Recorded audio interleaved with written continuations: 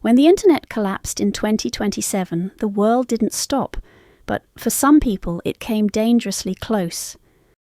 This is the voice journal of Lora Knight, a 25-year-old influencer with millions of followers, until the day they all disappeared.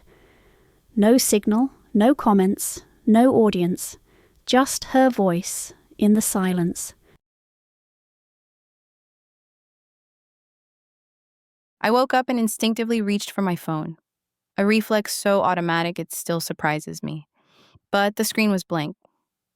No bars, no Wi-Fi, no notifications, nothing. At first, I thought my phone was just glitching, or maybe it had finally given up after years of overuse. I rebooted it 3 times. I tried the iPad, my laptop, everything. No Instagram, no TikTok, no messages, no news. The internet was gone. I laughed. Not because it was funny, but because it felt absurd. "Oh my God, I'm free," I whispered to the empty room. I grabbed the front camera and said, "Day 1 without the internet. If anyone finds this, tell my followers I looked hot." But inside, I didn't really believe it was real. After that first recording, she didn't speak for nearly 12 hours. She spent most of the day walking from room to room, checking signal bars, searching for Wi-Fi, refreshing dead pages. By late evening, she had stopped checking. She sat on the floor in her bedroom for a long time, not scrolling, not filming, just sitting. It's been 2 days now and still no sign of life online. I keep checking my phone like a nervous addict, even though I know it's pointless. It's like waiting for a friend who forgot you exist. I keep telling myself this is temporary. It has to be. Maybe the servers crashed. Maybe it's a global blackout. Something they'll fix in hours. But every hour that passes chips away at that hope. Sometimes I laugh at how much my identity depended on a little screen. And sometimes I panic because I don't know what's left of me without it.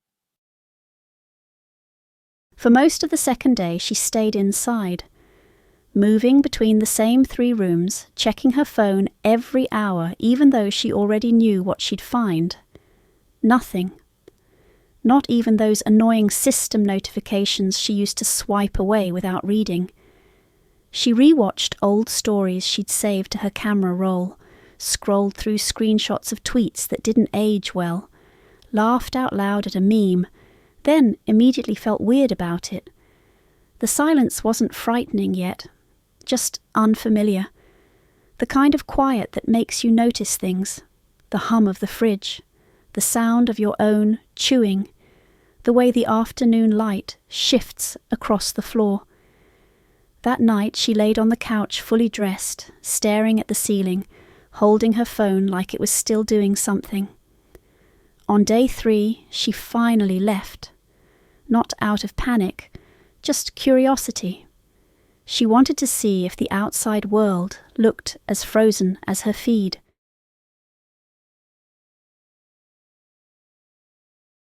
I finally left the apartment today.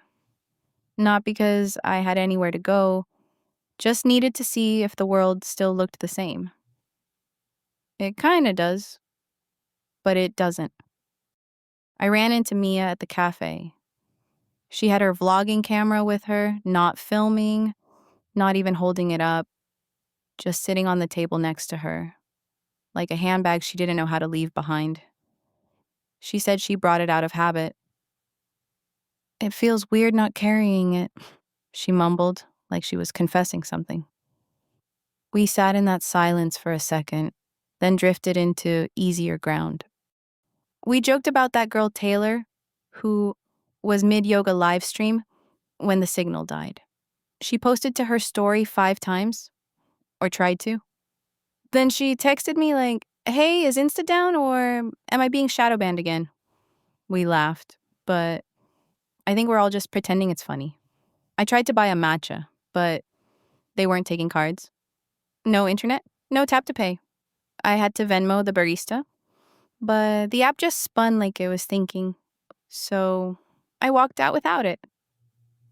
First time in years, I've dined and dashed unintentionally. The sidewalks feel quieter. No one's on a call. No one's looking down at their screen. It's like the city's in airplane mode. On the way home, she passed a guy taping printed flyers to a wall, the old school kind, like lost pet posters. He didn't speak, just nodded at her and kept working one page at a time. She glanced at one of them. It wasn't an ad or a missing person, just a message in bold type. Don't trust the reconnect. She didn't stop walking, but she remembered it, and she still does.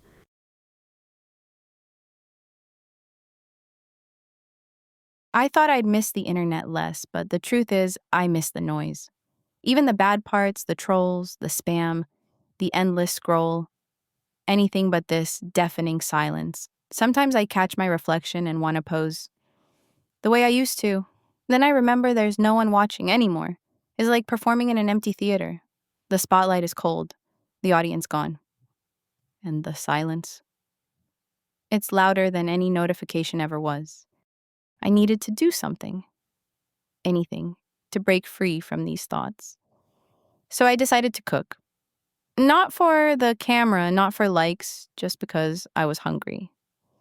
Of course, the recipe required the internet, so I had to improvise. The kitchen smelled like smoke and burnt hope within minutes. The food was awful, but it felt good to fail at something real.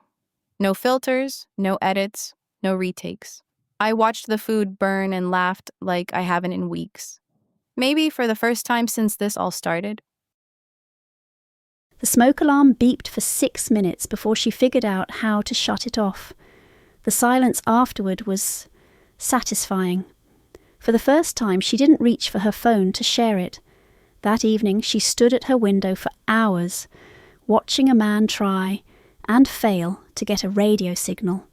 Nobody waved, nobody shared food, everyone kept to themselves like characters in their own unplugged nightmares.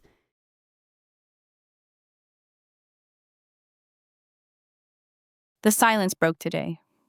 Not with words, but with chaos. Without the internet, the digital money disappeared too. Cards, apps, even cash machines stopped working. No one could buy food the way they used to. The grocery stores filled up with people, desperate, angry, scared. Groups formed fast, pushing and shoving, snatching whatever they could. It wasn't just a shortage anymore. It was a battle. I thought I could avoid it, stay safe inside. But I was wrong. I stepped outside needing something, anything. The streets felt strange, hostile. Shouts echoed from somewhere nearby. Sharp, angry, unhinged. I saw a group of men outside a boarded-up mini-mart. One of them kicked the door hard enough to break it. I crossed the street fast, tried to stay invisible. Then one of them stopped. His head tilted, listening. Wait, did you hear that? I froze. And that's when someone grabbed me. A hand clamped over my mouth. I barely had time to gasp before I was pulled into the shadows between two buildings. A voice whispered close, urgent but calm. Don't scream. I will not hurt you. He pressed me against the cold brick wall, and for a moment, panic swelled inside me. But then I noticed the softness in his eyes, a flicker of something human, something real. His hand loosened just enough to let me breathe. Hey, he murmured, barely louder than the chaos behind us. You're safe here, for now. My heart pounded, but somewhere beneath the fear, I felt a strange, quiet hope. The world I knew was gone. But maybe I wasn't as alone as I thought. The city roared around them, but in that moment, a fragile connection formed, a whisper of trust amid the chaos. For Lora, it was the first sign that this new world might hold more than just silence and fear. It might hold something worth fighting for. If you're still out there, don't forget to like, comment, whatever, just so I know I'm not the only one. And hit that follow if you want to hear what happens next. Thanks for watching. I'll see you in part 2, if the world's still standing.